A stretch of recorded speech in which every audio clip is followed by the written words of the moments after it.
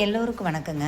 ஒரு சில பேர் ஃபோன் பண்ணுறீங்க எப்படின்ட்டுனா, உங்களை மாதிரி எங்களுக்கு இடம் இருந்துச்சுன்னா எவ்வளோ வேணாலும் நாங்கள் பார்ப்போம், நீங்கள் ஏன் எடுக்க மாட்டேங்கிறீங்க அப்படிங்கிறீங்க. அப்புறம் எதுக்கு சேனல் பண்ணுறீங்க அப்படின்னு கேட்குறீங்க. கண்டிப்பாக தெரியலைங்க, தெரியாமல் தான் இதுக்குள்ளே வந்தாச்சு. தெரிஞ்சிருந்துச்சு அப்படின்னு வைங்களேன், வந்திருக்கவே மாட்டோம். ஏன்னா நான்லாம் இதுக்குள்ளே வந்ததே பார்த்தீங்கன்னா ஒரு அவேர்னஸ் கொடுக்குறக்குமே, வெளியில் இருக்கிற குட்டிகளுக்கு கருத்தடை பண்ணி விடணும் அப்படிங்கிறது தான். ஏன்னா நான் ஒரு 10 வச்சுருந்தேன் அப்போ, அது போதும். அதுக்கப்புறம் நம்ம மற்றது தான் பண்ணணும்னு நினச்சேன். இதெல்லாம் உங்களை மாதிரி நல்லவங்க சொல்லி தான் ஒரு 10-15 பேர் நான் எடுத்திருக்கேன்.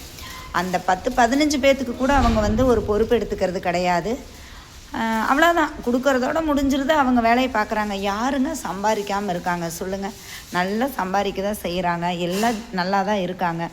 ஆனால் இவங்களுக்குன்னு கொடுக்குறக்கு ஒரு மனசு வர்றதில்ல. அவங்கவுங்க நம்மக்கிட்ட கொடுக்குறாங்களா, அதுக்காக ஒரு பொறுப்பு எடுத்துக்கலாம் இல்லைங்க. நம்ம டெய்லியும் எனக்கு பிச்சை போடுங்க, எனக்கு காசு கொடுங்க, 100 ரூபா கொடுங்க, 10 ரூபா கொடுங்கன்னு கேட்டுக்கிட்டே இருக்கணும் அப்படிங்கிறதான் நீங்கள் நினைக்கிறீங்களே என்னமோ தெரியல. கண்டிப்பாக அதெல்லாம் ரொம்ப மன உளைச்சலுங்க. எனக்குன்னு கிடையாது, யாருக்காக இருந்தாலுமே அது எவ்வளோ கஷ்டம் தெரியுங்களா. தன தேவை கூட இல்லாமல் எடுத்துடுறாங்க, ஏதோ ஒரு இது எடுத்துடுறாங்க.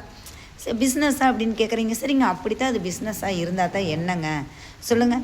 ஒவ்வொருத்தங்களும் பிஸ்னஸ் பண்ணி என்ன பண்ணுறாங்க, அவங்கவுங்க குடும்பத்தை தானே காப்பாற்றுறாங்க. இவங்க இவங்களையும் காப்பாற்றி அது ஒரு பிஸ்னஸாக பண்ணுனா என்னன்னு தான் நான் கேட்குறேன்.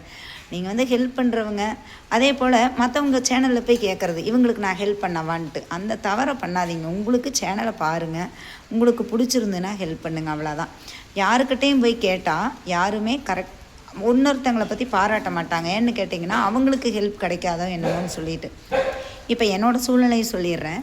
இப்போ பார்த்தீங்கன்னா மழை பெஞ்சதுன்னா நம்ம இடம் இப்படி தாங்க இருக்கும், ஃபுல்லாக தண்ணி வந்துடுது.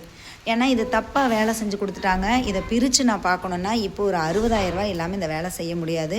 நான் இப்போ வட்டிக்கு தான் நான் வெளியில் பணம் கேட்டிருக்கிறேங்க. கண்டிப்பாக இதை நான் செஞ்சே ஆகணும், இல்லைன்னா என்னால் மழை காலத்தில் ரொம்ப கஷ்டமாக இருக்குது. ஏற்கனவே மழை இங்கே வருதுன்னு தான் இந்த வேலையே பார்த்தோம். பாருங்கள் எப்படி தப்பாக வேலை பார்த்து கொடுத்துட்டு போயிட்டாங்க. இவனுங்க நாய்கள் இருக்கிற இடத்துக்கு வேலைக்கு ஆளே வரமாட்டேங்கிறாங்க. தெரிஞ்சவங்களா வச்சு செஞ்சு இப்படி ஆயிடுச்சு. இனி அடுத்தது நான் இந்த வேலை செய்யணும். ஏற்கனவே இந்த இடத்து பத்திரத்தை வச்சு மாதம் 12,000 அதுக்கு கட்டிகிட்ருக்குறேங்க. இதெல்லாம் நீங்கள் நம்புறீங்க, நம்பல அது வேறீங்க. நான் உங்கள்கிட்ட போய் சொல்லணுங்கிற அவசியம் கிடையாது. என்னோடய சூழ்நிலை இதுதான். தயவு செய்து உங்களுக்கு நான் என்ன ஹெல்ப் பண்ணணும்னு நினைக்கிறேன்னா, கருத்தடைக்கு எங்கெங்கே ஹாஸ்பிட்டல் இருக்குது அது கேளுங்க சொல்கிறேன். மருந்து மாத்திரைகள் டாக்டர்கிட்ட கேட்டு சொல்கிறேன். ஒரு அடாப்ஷனுக்கு ட்ரை பண்ணி தரேன். என்னால் முடிஞ்ச ஹெல்ப் இது தாங்க. நான் பார்க்குறது கடந்து வர முடியாது என்னால். ஆனால் நீங்கள் பார்க்குறதையும் என்னால் ஏற்றுக்கணும் அப்படின்னு நினைக்கிறது சரின்னு படலை. தவறாக இருந்தால் மன்னிச்சுக்கோங்க.